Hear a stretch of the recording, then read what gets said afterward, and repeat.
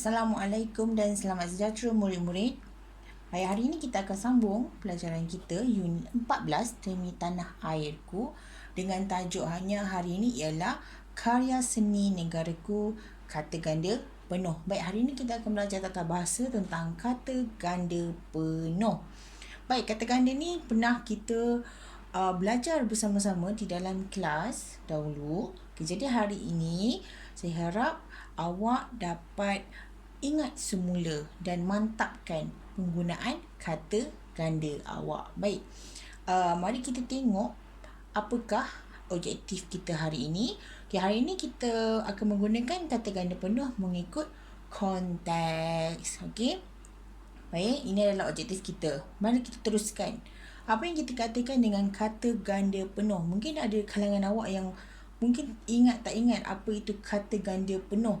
Jadi mari kita tengok.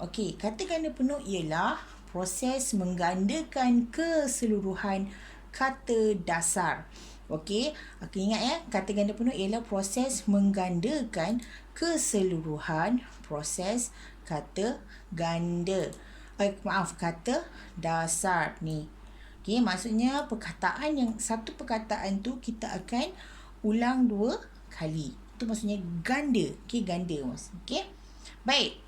Seterusnya, kata ganda penuh memberi maksud jamak atau banyak dan menguatkan keterangan. Kata ganda penuh ni ada membawa maksud kepada 2, iaitu satu, jamak atau banyak. Maksudnya perkataan tu menunjukkan banyak ataupun untuk menguatkan keterangan. Ada juga kata ganda penuh yang membawa maksud tunggal. Nanti saya akan tunjukkan dalam slide yang seterusnya. Baik, mesti diberi tanda sempang. Setiap kata ganda penuh mesti ada tanda sempang. Tanda macam tolak ni. Baik, ini adalah jenis-jenis kata ganda penuh. Yang pertama, kata nama. Ini anai-anai, gula-gula, mata-mata, rama-rama, kanak-kanak.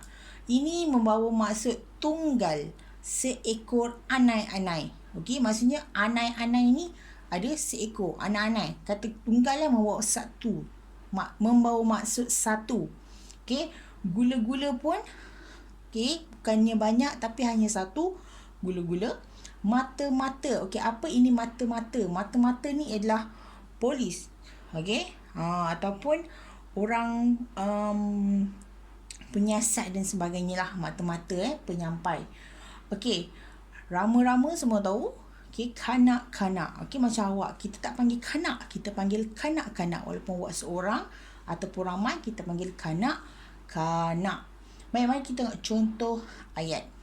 Labah-labah itu sedang membuat sarang. Labah-labah di sini membawa maksud tunggal, bukannya banyak.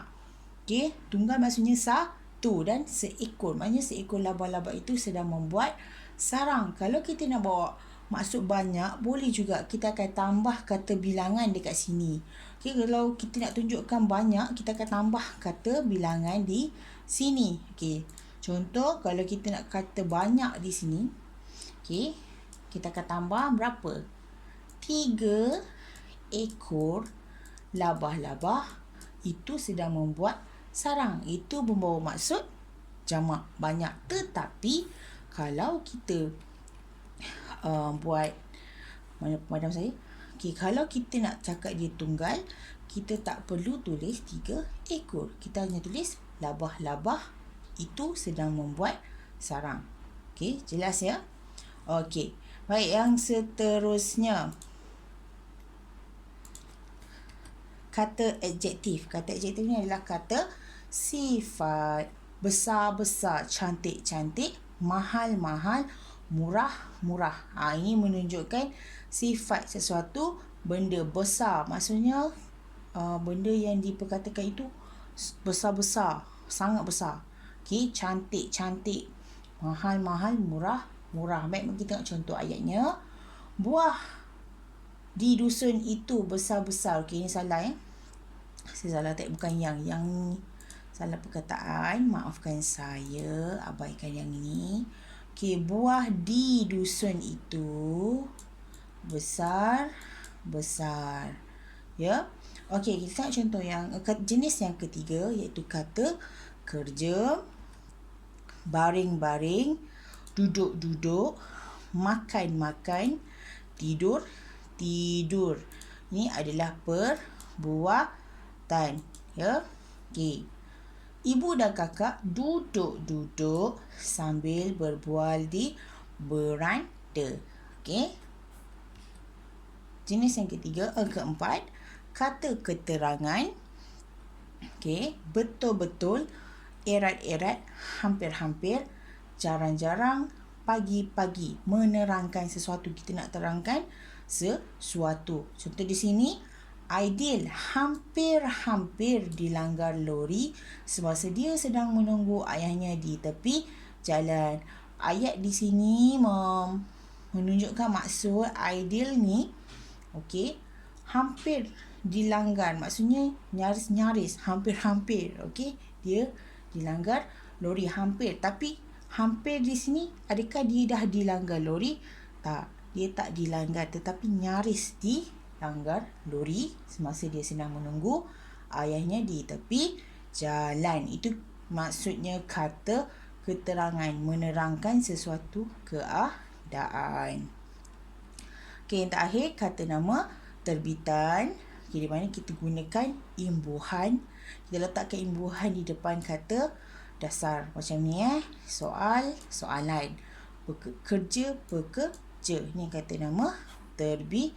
Okay, ini menunjukkan banyak ataupun jamak. Ini adalah jamak ataupun banyak.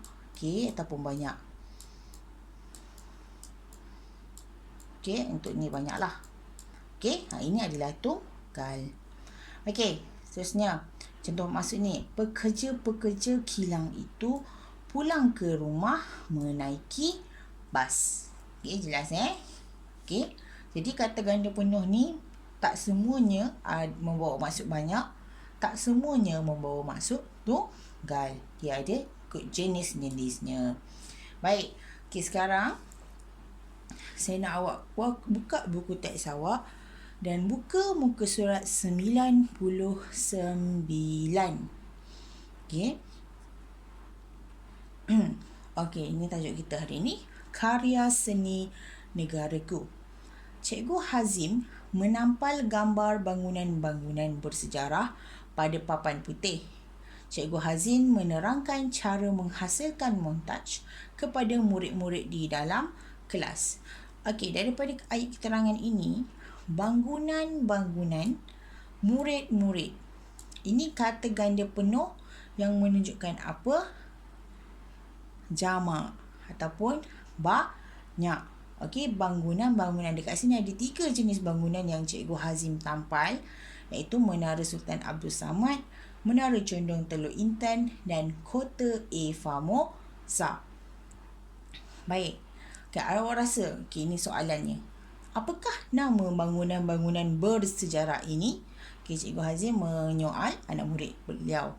Okay, jadi jawapannya ialah bangunan-bangunan ini ialah, kita tulis semula ayat nama-nama bangunan di sini, iaitu bangunan-bangunan ini ialah Menara Sultan Abdul Samad, Menara Condong Teluk Intan dan Kota Formosa. Itu adalah jawapan kepada soalan Cikgu Hazim. Baik, ini adalah langkah-langkah cara menghasilkan montaj. Baik, tengok ayat yang pertama.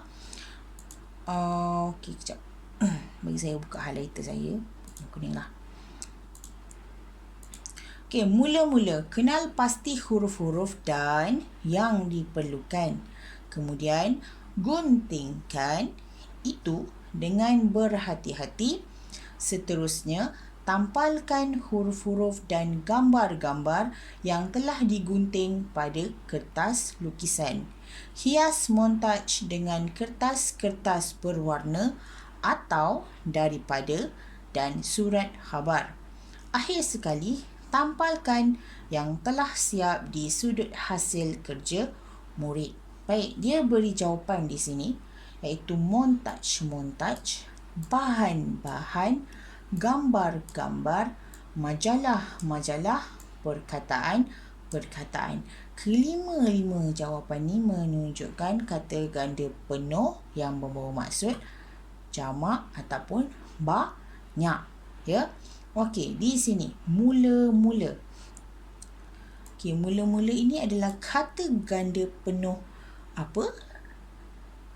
Rasanya kata ganda penuh apa? Kata ganda penuh keterangan. Okey. Kenal pasti huruf-huruf. Ini adalah jamak ataupun banyak. Kemudian gunting dengan berhati-hati. Okey. Ini sebenarnya kata ganda juga, tapi bukan dalam tajuk kita hari ni lah.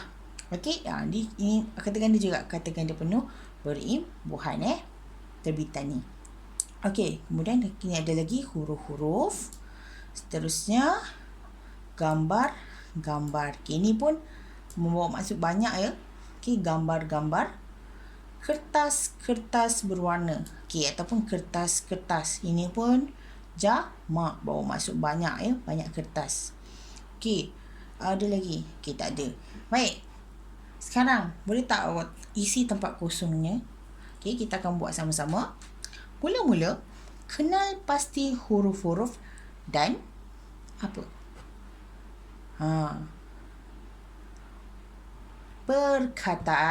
Perkataan yang diperlukan.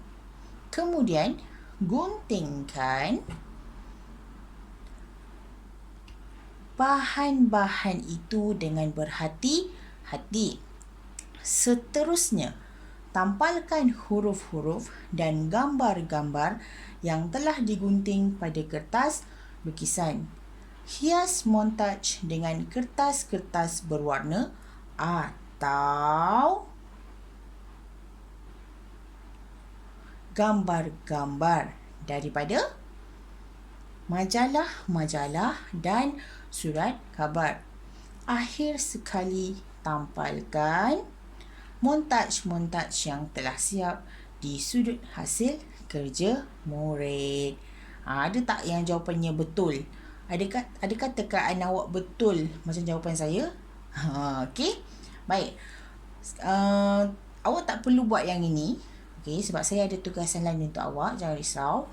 Okey, apa yang awak perlukan tugasan untuk hari ini ialah kita akan gunakan buku aktiviti ini. Buat muka surat 33 dan 34. Jadi itu sahaja tugasan awak untuk hari ini.